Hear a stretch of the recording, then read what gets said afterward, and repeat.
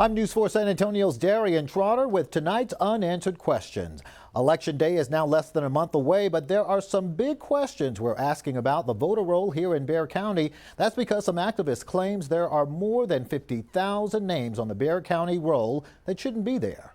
Earlier this week, the News 4 team's Jay Avila brought us the story. He talked to an election integrity activist who says 54,000 people who are listed as registered voters are likely ineligible, either because they died or moved away. Jay was even able to confirm a few of the names himself. In fact, he spoke to a man who now lives in Colorado after moving out of San Antonio 3 years ago, but he's still listed as a registered voter here.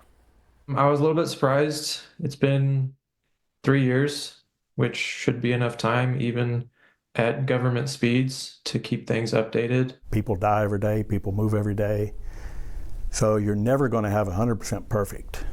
But to have 54,000 in Bexar County, I think is excessive. Jay took those concerns to Bexar County Elections Administrator, who said the county sends cards out every 2 years to confirm voters' addresses, and federal law prohibits the county from removing at least some of those names for 4 years. The NVRA, the National Voter Registration System, says that we must keep any registered voter on our rolls for 2 federal elections.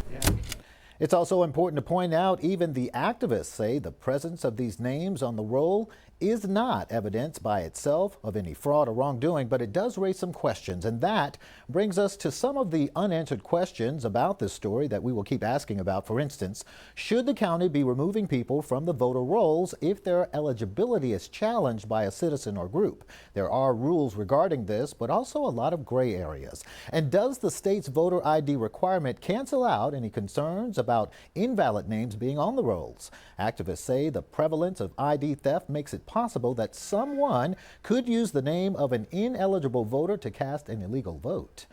If there's any question you need answered to this story or other stories, we will of course be here every Sunday to let you know what we find out. We'll be here for you tackling your unanswered questions. I'm Darian Trotter, News 4 San Antonio.